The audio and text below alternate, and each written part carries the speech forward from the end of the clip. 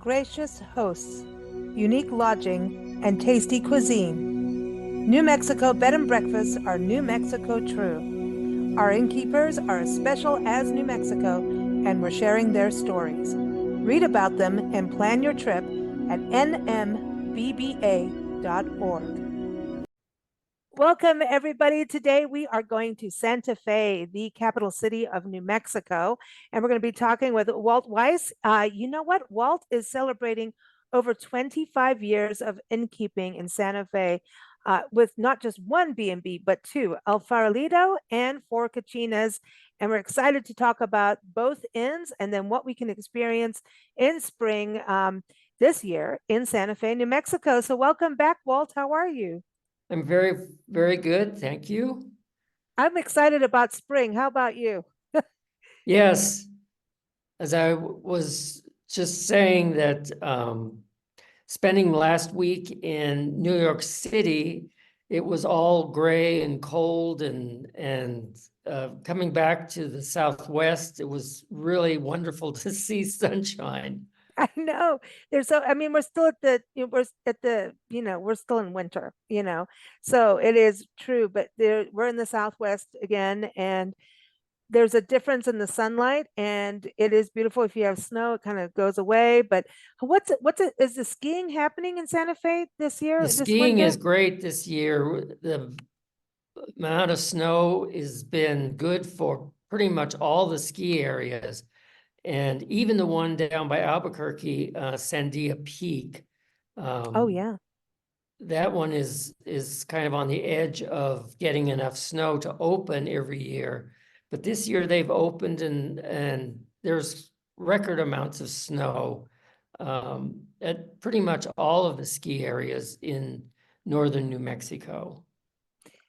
That's exciting. I mean, I think also the desert itself wants that moisture and that retention of water. And I know it doesn't retain it that long because the sun whips it up and the lack of humidity dries it up. But do you think you're going to have a good wildflower season in the desert this year? I think so because, we're going to get more rain from the storms that are in California right now.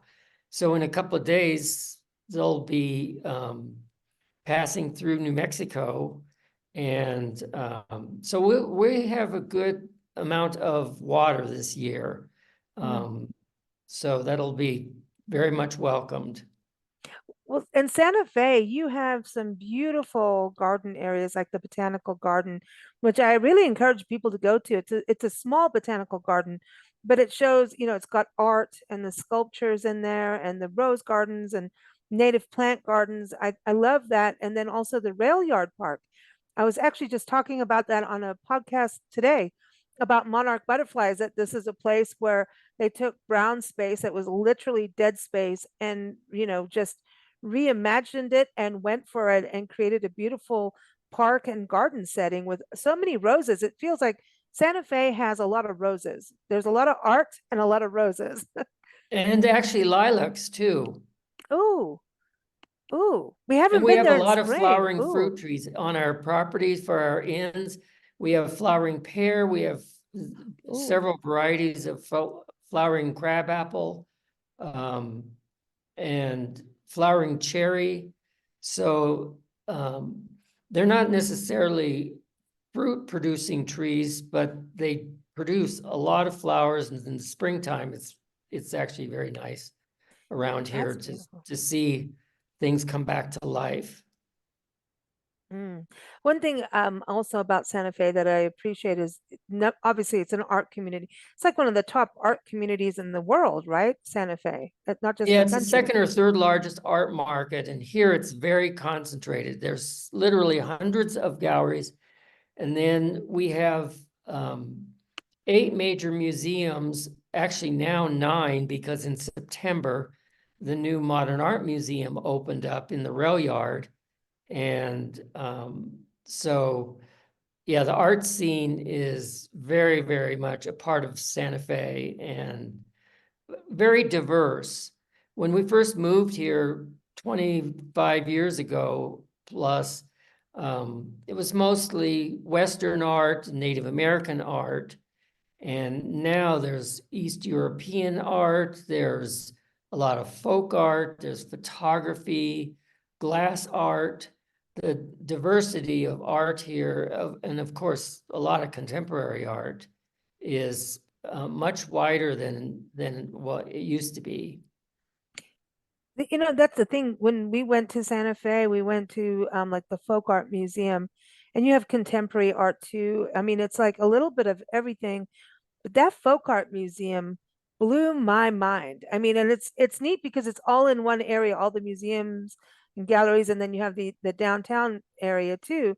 But that folk art museum, I keep going back to that about how it just showed the arts of the world. If you know, you felt like you were in a global village, you know, and getting to Yes, know it's everyone. not just regional folk art, it's definitely international. Hmm. And it's, um, I would say it's probably the best folk art museum in the United States.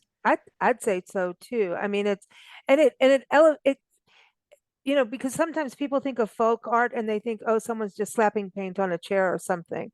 No, this really shows tradition and cultures and beliefs and mythology, and it just really makes it. And I think that's something special about Santa Fe too, is that there's so much tradition and international traditions in Santa Fe.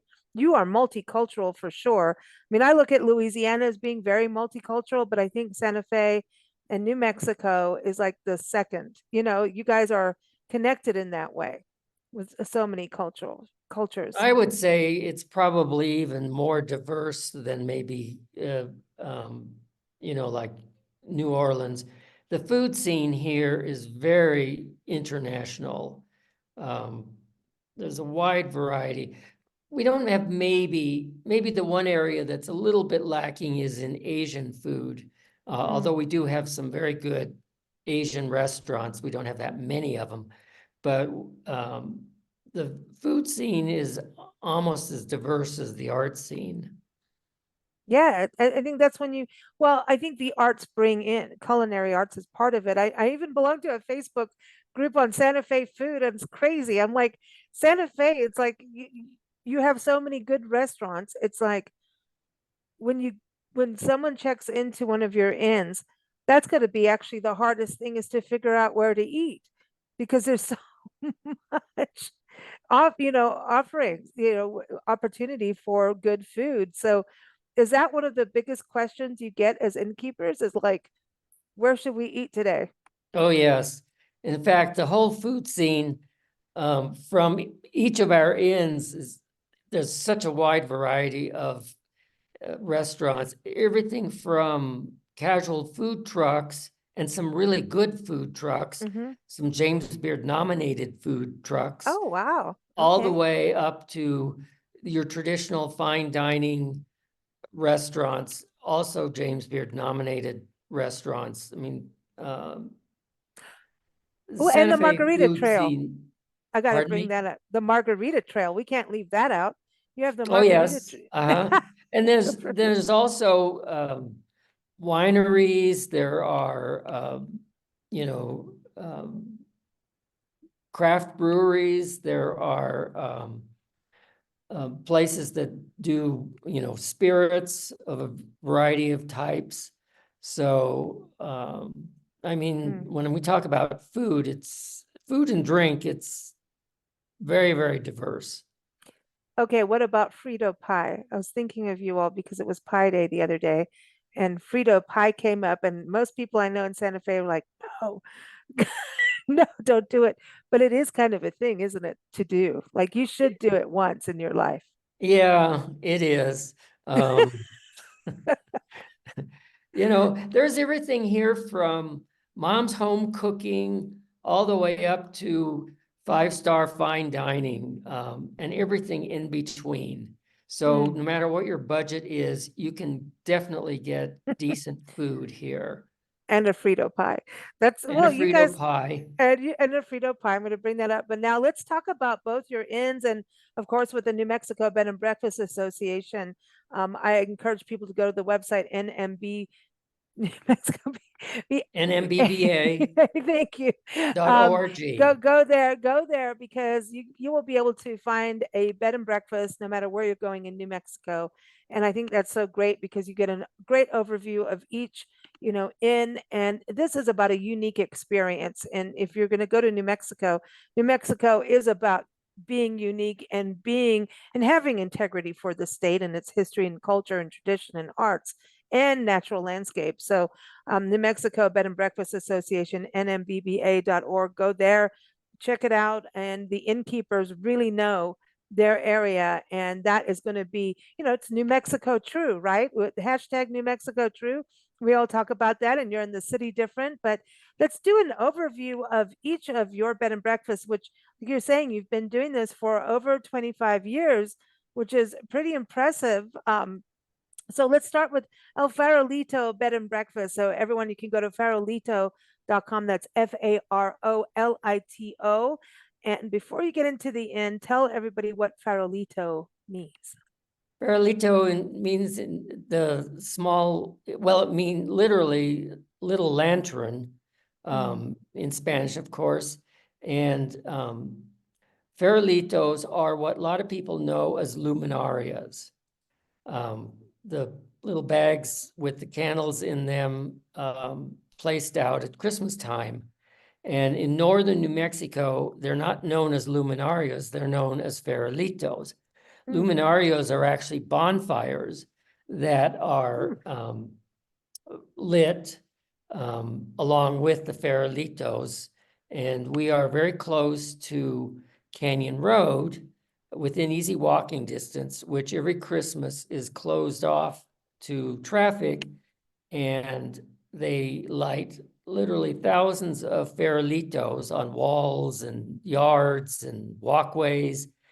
And then they also have about every other block a bonfire in the middle of the street. And people gather around and sing Christmas songs and have their pets and their kids. And there's usually some musicians out there, but it is very unique and very special. And that's where the name of the inn came from. It was actually named through a community contest. Oh, wow. Years before we bought it, the previous owners who created the El Farolito as an inn, they ran a community contest with the newspaper, and that was the name that was selected. And remember when they used to have, there was a hotel chain that said, "We leave the light on for you." Oh, yes, yes, yeah. Well, that was the kind of the concept of the Farolito because it's a light. Oh, you're leaving the Farolito on. Yeah. Yeah. I love that. And I love it. So tell us a little bit about the style of the inn going on your websites. It is so, I think both your inns going on both websites, they're quintessential Southwestern. Like you Yes, are they in it. are. They are Adobe style architecture at El Farolito, multiple buildings built around a compound. And all the rooms have outside entrances, and they have wood burning kiva fireplaces in most of the rooms. And then one suite, we have a gas fireplace. So they're very Southwestern. They're full of locally made furniture. And we do a lot of custom sewing of like our coverlets and the textiles that are in the rooms, the pillows and things. And then there's a lot of original art in both of our inns. The El Farolito property has 8 rooms, and the Kachinas property has 6. They're both within easy walking distance of the plaza area, the rail yard area, and close to the Capitol, and also within easy walking distance of Canyon Road. So you're in a great location with either property, and literally walking distance to the museums, galleries, spas. That's excellent. Because you really, especially if you're driving a long way or been on a road trip, you just want to park. You don't want to have to get back in the car. You know what I mean? Even if it's an Uber picking you up, you just want to be able to take a walk and shake off the road. You know what I mean? It's like have a cocktail Exactly. and And shake it that's what off. most people do. Hmm. They park their car and where can we walk and what restaurants are within walking distance? And there's a Mm. wide variety of choices. Yeah, it's funny because I keep saying downtown Santa Fe, but it is the plaza area. That's pretty much the downtown, right? When you think downtown, like Right, rather. the Plaza area, Canyon Road, and now the rail yard area. Those areas are the three areas that are easily within walking distance of each of our ends. And the only area that you would maybe want to visit close into the city that you would need to take a car would be Museum Hill, Mm, there are four museums up there, including the Folk Art Museum that you just previously mentioned. mm. And the Capitol building itself, I recommend people go into that because the artwork inside that anytime people talk to me about going to Santa Fe, like go in the Capitol building so you can see the representation of artists across the state inside the Capitol building, which is it's amazing. I loved it Yeah, it's in there. probably one of the finest art collections of any state capital. Mm. I mean, the art collection is um actually more impressive, in my opinion, than the building itself. The building was built Oh in the yeah. 60s, so it's very nice and modern and a lot of use of stone and wood. So architecturally, it's very nice, but what really stands out is the art collection inside the Capitol. There's a lot of locally made furniture, and just quite a wide variety of art. Native American, Western, contemporary. There's Mm, tapestries. There's all kinds of nice sculptures. Yeah, it's an outstanding collection. And the other thing that's impressive about the Capitol is it's very informal. You can go all the way up to the governor's office on the fourth floor. There's a gallery right off the governor's office, as well as the whole place basically is a gallery. mm. But it definitely is worth seeing. Yeah, I agree. And just walking, like you said, and then there's the Palace of the Governors. That's also a really unique thing too, right? For people to see the local indigenous people's work of art, their jewelry and art. That's another Right, thing. that's an excellent place to get Native American art because there's um, it's called the Museum Vendors Program, and the Native Americans who sell their work there vie for those locations. The items they sell is made by them or their family. It's not imported. So it's a place that you can be sure of the authenticity of the items Hmm. that you purchase. And Mm, they're very um, they know their work. We have a lot of guests that will have purchased something years ago and they'll wear it when they go down there, and then an artist will recognize the bracelet or the piece of jewelry. They say, "Oh yeah, my brother made that," or my mother's, that's her work or whatever. They recognize their own work years after, so you know that it's authentic. mm. It's amazing, and even just the building itself where they're at is very historic in military history. And I was reading that Ben-Hur stayed there, and I mean the guy who wrote Ben-Hur stayed there. Now I've got his name out of my head, but he wrote Ben-Hur while being stationed. Right. Oh, It's well, I the did. oldest continuously used governmental building in the United States is the Palace of the Governors. Oh, I didn't know that. Now I have to do a thing on this Ben-Hur thing because I couldn't believe it was written in Santa Fe. And there's a lot of literary history in Santa Fe as well as artists, right? That's the other thing. A lot of people immediately think of Georgia O'Keeffe, of course, and then all the different artists that have been there. But then there's also all the Native American art, like we were talking about at the Palace of the Governors and the museum downtown, or in the plaza, I should say.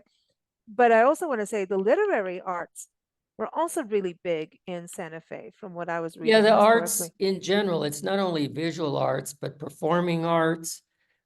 Oh Um, yeah. Oh, and the yeah, plaza in summer, the concerts. Oh my gosh, you have really good musicians performing in the plaza.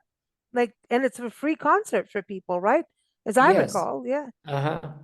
Oh, And Santa Fe has its own symphony and um, chamber music festival, and of course the world-class opera in the summer. Um, oh. and there's jazz festivals, film festivals. There's all a wide variety Mm. of activities. If you don't find something that interests you, as my mom used to say, you would be dead from the middle both ways. So really, but it is like I think Santa Fe is the celebration of the arts city. And then when you stay in a bed and breakfast, that really ties in with that feeling of it all because you're getting served breakfast, which is the culinary arts. You're staying in something architecturally beautiful, and it's a curated experience, if you will, right? Don't you think when you stay in a bed and breakfast that goes with a city that really celebrates the arts? Exactly. And you'll also get insights of things to see and do from the proprietors of the inns. Um, they're generally very knowledgeable, like, I mean, shopping is one of the big things in Santa Fe as well. And so people, whether they're shopping for fine art or they're shopping for just clothes or some mementos to take back to wherever they live. And we know the stores and where they can find things.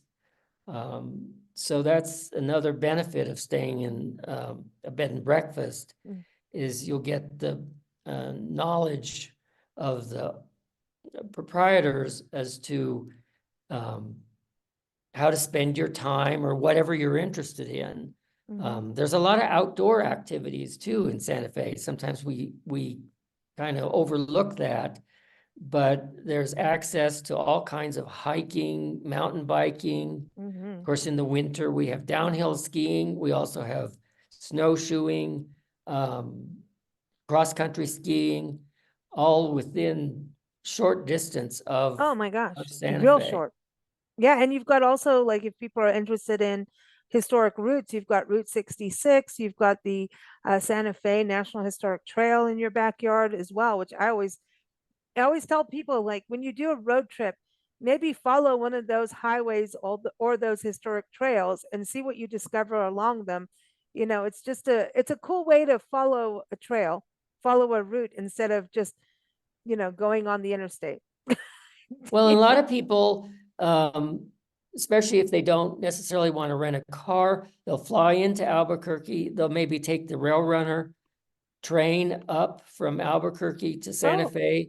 They can then walk from there or take a Uber to our inn. Um, wow. and you can do a vacation without renting a car. And Mm. there's not that many places, especially in the West, where you can do that. Right. And that's Santa really Fe light on is footprint too. That's a light, environmentally, it's sustainable environmentally when you right. think about it, you know? And there are people, especially if you come from New York City or maybe Washington DC, a big city, or Boston or whatever, that you're not, you do most of your walking or you use public transportation, and they want to come and visit the West, and there's not too many places where you can do and get around without having a car. But Santa Fe Hmm. definitely is one of those places. Mm. Then if you want to Yeah. do day trips to surrounding areas like Taos or to Bandelier National Monument, there are plenty of guide services that will take you, and that further enhances your visit as well, is if you Mm. have a local guide taking you to places like Bandelier or the Puya Cliff Dwellings or, Mm. Tsingkawe, which is part of Bandelier. Those are all within a short distance of Santa Fe. And if you didn't have a car, you can hire a guide service. There are ample number of those that will take you to places that you want to go. I think guide services are fantastic. They give you the insight, the history. We did a walking food tour of Santa Fe, and it really just gave an overview of the history of the city that and then you're tasting the food that connected with the history and the different cultures. It was absolutely fantastic. I wanted to ask, and there's rickshaws too, by the way. I remember there was a rickshaw because one of the Yes. couples, there was an elderly lady and she couldn't do all the walking, even though it was a walking tour. So they put her on a rickshaw and we were trying to run and jog next to the rickshaw and that didn't work very well. But it's hey, we kept having margaritas on the way, so that was getting interesting. But but the Los Alamos has to be kind of an interesting thing right now that with Oppenheimer being out as a film, are you seeing people more curious about going to Los Alamos from Oh, Santa yes, Fe? yes. And that film was, a lot of times when they produce a movie, half of the filming is done in studios and the other half is maybe done on site. Well, that Oppenheimer movie, 90% of it was produced in Los Alamos. It was produced Oh on wow. site. And so, yes, it's really piqued people's interest in visiting Los Alamos and learning about the whole Manhattan Project. And it even impacted Santa Fe because Santa Fe was the last known destination since Los Alamos was not on the map. Mm. Um, Santa Fe 109 East Palace was the address where most of the scientists reported to. And then they took them up to Los Alamos and their friends and family didn't really know where they were because it was all secretive. But Oh. yes, there's a lot of interest in that because of the movie. Yeah. I think sometimes movies are good for that, they really do pique the interest. And again, that goes with the arts of Santa Fe. So one thing we didn't do is talk about the four Kachinas. So for those who are not, who do not know much about the Southwest yet, because we all hope they get to Santa Fe and experience the Southwest, the Kachina, tell everybody about the Kachina dolls and that name, because you've got good names for your inns here. So both your inns. Well, the Four Kachinas was named actually by the people who created it as an inn, and originally was only 4 rooms. Now it's 6 rooms, but we kept the name when we took it over. And Kachinas are spirit beings made in the form of, we call them dolls. I don't think that the Native Americans really refer to them as dolls. They're spirits, and they're available kind of as a fine art Mhm. form of Native American work, but they're also spiritual items um, for certain tribes. The Hopi have a very detailed Kachina belief system, and the Zuni and various other tribes have Kachinas and have a Kachina belief system. Um, and so our inn was named after that because originally each room was named after a Kachina. But when we took it over, we found that a lot of people didn't realize what a Kachina was, let alone the Yeah. name of it. Yeah. So it got a little bit complicated. So we kept the overall name, but the rooms there are several that have Native American decor.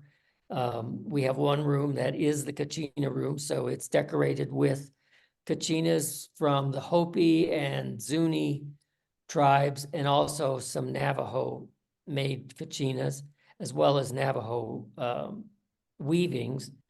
And then we have we have a room that's decorated with Mexican art because of the history of New Mexico, and Spanish colonial art.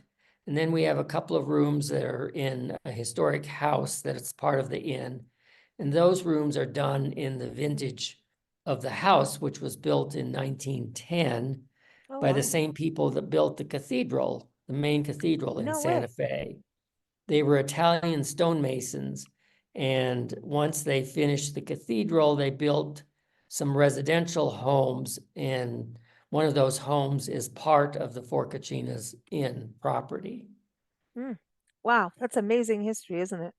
You know, Yes, really. and the inn is very close to the state capitol building, basically across the street from it. Mm, So there are historic homes.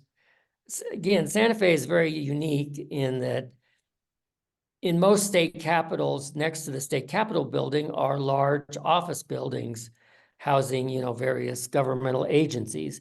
Well, in Santa Fe, next to the capitol, there's a lot of residential areas with small single-story or maybe two-story homes. mm, So it's a much smaller scale than maybe capital like in Sacramento, California, or other large cities. mm, So it's all very walkable and very traditional architecture. mm. Territorial style architecture is what the state capitol buildings are. And then there's Pueblo Revival style architecture. That's the adobe structures with the rounded corners and smooth, kind of I love soft that. walls and things, and flat roofs usually.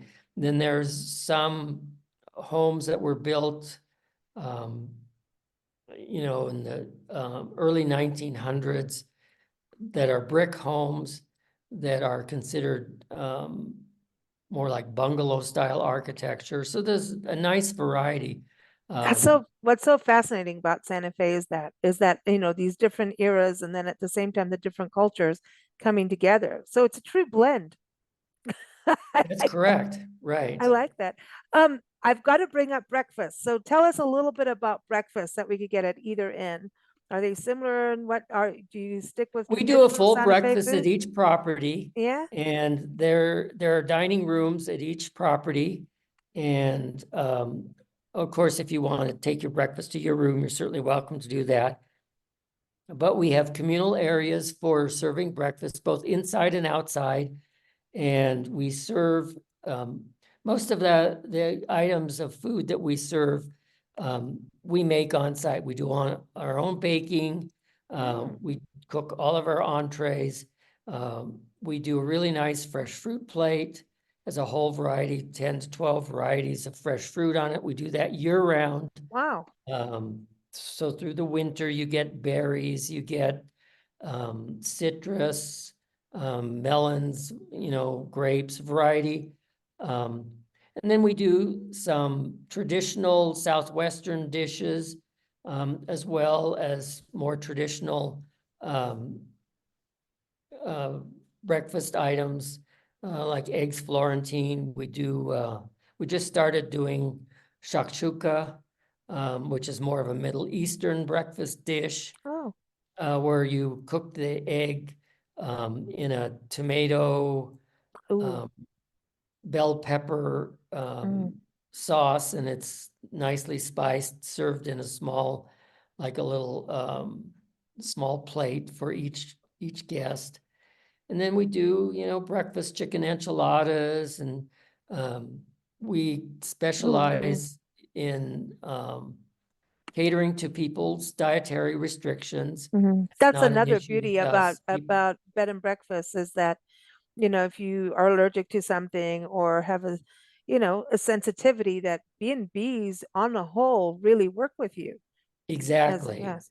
Mm, We do vegan, we do gluten-free, we do dairy-free for some people. Um, kind of whatever, if they let us know ahead of time, we can certainly make an effort to accommodate their dietary restrictions. mm. I love that about bed and breakfast. Well, I'm excited. I need to get back to Santa Fe. Nancy and I need to come, touring back through. It's such a vibrant city and so much, like you said, everything from outdoor recreation to history and, the arts. It just really is an amazing experience. And I think bed and breakfast really are what make it it's just that cohesive thing, as an experience for people. Before you go, I do want to ask you, what got you into innkeeping? I mean, you've been doing this for over 25 years. Are you tired yet? because it's a lot of work. I just want to tell people innkeeping is hard, hard work. But I think it's rewarding because, I have innkeeper friends always say, I have the world at my breakfast table, you know? Well, it is, and it's very rewarding to serve people and to hear their story and learn what their interests are. I learn as much from our guests as probably they learn from me and our staff. So it's definitely an interesting, and Santa Fe is an interesting place to teach people about, or to get them acquainted with. As most people, they know, as they grew up, they learned about colonial history, the British and all that, in history classes, but the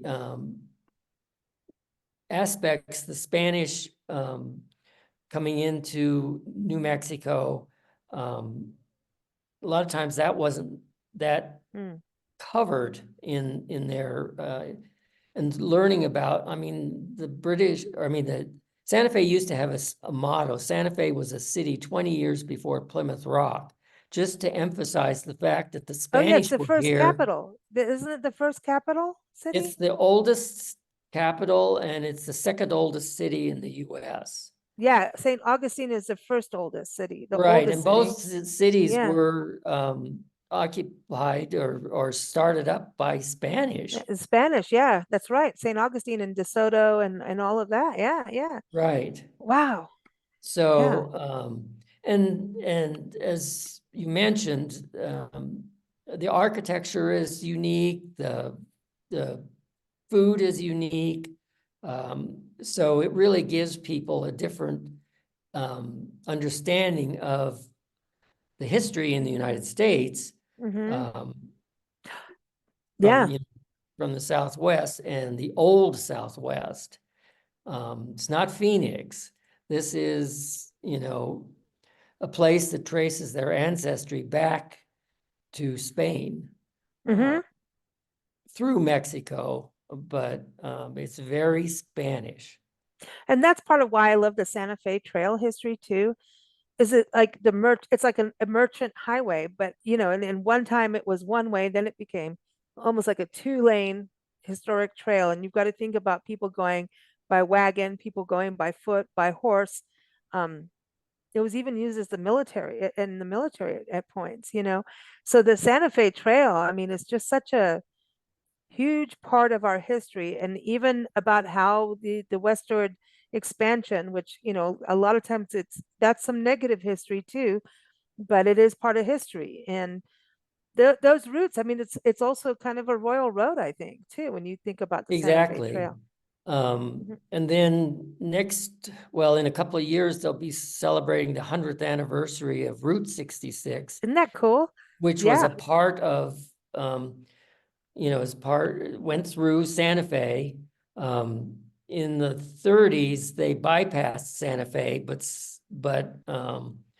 it was, well, New Mexico in general is influenced heavily by Route 66.